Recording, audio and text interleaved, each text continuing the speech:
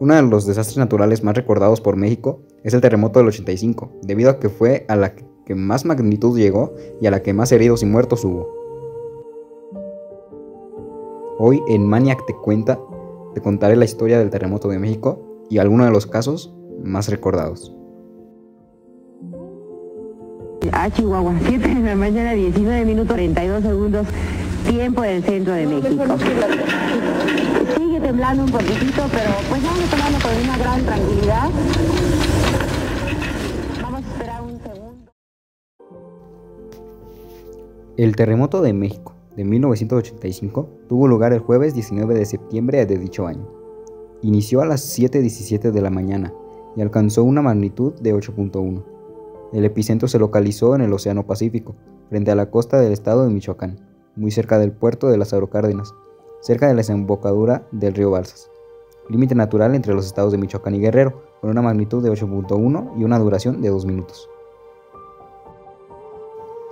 El sismo afectó a las zonas centro, sur y occidente de México, en particular a la Ciudad de México, donde se percibió a las 7:19 de la mañana. Ha sido el más significativo y dañino en la historia escrita de los movimientos telúricos de México y de su capital, y superó en intensidad y en daños al registrado en 1957, que hasta entonces había sido el más notable en la ciudad. Por cierto, nos decían los elementos del cuerpo de rescate hace unos momentos que se necesita, por favor, oxígeno. Están trabajando también unas palas mecánicas, pero es tal parece ser que está temblando. Permítanme un momento, por favor. Efectivamente, Rafael Jerezano, efectivamente estamos sintiéndolo aquí en el sur de la capital del país, en San Jerónimo. Está temblando, por favor, conserve la calma todo mundo, por favor, conserven la calma. Estamos sintiendo en este momento el bamboleo aquí en San Jerónimo Lídice. La réplica acontecida un día después, la noche del 20 de septiembre, también tuvo una gran repercusión para la capital al colapsar estructuras reblandecidas un día antes. El número preciso de muertos, heridos y daños materiales nunca se conoció con precisión. En cuanto a las personas fallecidas, solo existen estimaciones. 3.192 fue la cifra oficial, mientras que 20.000 fue el dato resultante de los cálculos de algunas organizaciones. En cuanto a otros tipos de pérdidas, se ha calculado que económicamente fueron unos 8.000 millones de dólares, que unas 250.000 personas se quedaron sin casa y que aproximadamente 900.000 se vieron obligadas a abandonar sus hogares. Las consecuencias directas e indirectas del terremoto fueron de diversa índole y abarcaron un sinnúmero de aspectos tanto de la Ciudad de México como del propio país.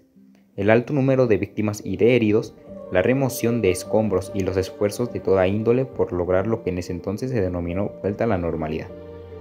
El cambio en el entorno urbano de diversas zonas de la ciudad por la creación de nuevos inmuebles que reemplazaron a otros o que ampliaron los existentes. La creación de nuevos espacios públicos como parques, plazas y complejos de edificios en los espacios que dejaron las construcciones derrumbadas. La mayor participación política de la ciudadanía, el surgimiento de grupos políticos y de organizaciones no gubernamentales. El cambio político que generó una mayor democratización de la capital del país. En 1993, con la creación de la Asamblea de Representantes del Distrito Federal y la posibilidad de elegir a sus gobernantes en 1997.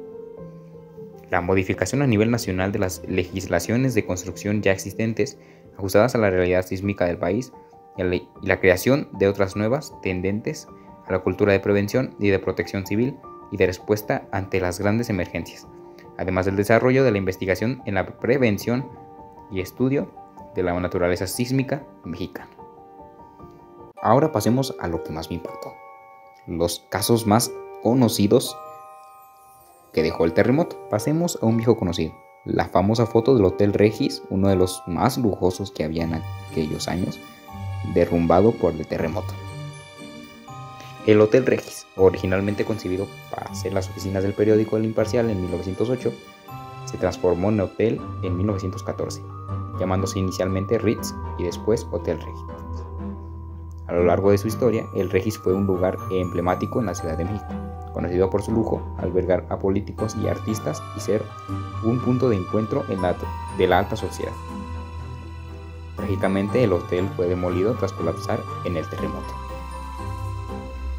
Destrucción que era pavorosa. Yo tengo muy presente una escena en la que una de las torres de Pino Suárez era un conjunto de edificios de 30 pisos y una de esas torres cayó sobre la avenida Fray Servando Teresa de Mier, sobre un paso a desnivel, y cobró la forma del paso a desnivel al caer esa estructura de acero. Eso muestra pues la violencia con la que se sacudió la ciudad y con la que se fueron abajo varios edificios. Otro de los casos fue el de Monchito, un niño que según había sido atrapado entre los escombros durante el terremoto. También conocido como el Niño Fantasma, el terremoto de México de 1985 se refiere a la historia de un niño que supuestamente quedó atrapado bajo los escombros de una vecindad en la calle Venustiano Carranza 148, en el centro histórico de la Ciudad de México. A pesar de los intensos esfuerzos de rescate que incluso involucraron a equipos internacionales, no se encontró evidencia de que Monchito, cuyo nombre real era Luis Ramón Navarrete Maldonado, estuviera atrapado ahí. La historia se convirtió en un símbolo de las labores de rescate y la esperanza en medio de la tragedia del terremoto, pero también generó controversia y dudas sobre la veracidad de su existencia. Varios países brindaron apoyo a México tras el terremoto de 1985, incluyendo ayuda material, víveres, medicamentos y personal especializado. Entre los países que ofrecieron ayuda se encuentran Estados Unidos, Canadá, Colombia, Ecuador, El Salvador, Honduras, Panamá, Perú, Chile, Bolivia, Cuba, Nicaragua, Brasil, Francia, Italia, Reino Unido, entre muchos otros. La ayuda recibida fue fundamental para las labores de rescate, atención a heridos y reconstrucción.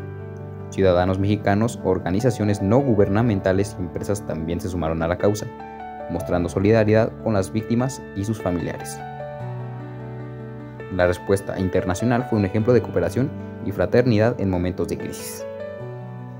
32 años más tarde, ocurriría otro terremoto similar en la misma fecha, esta vez el 2017.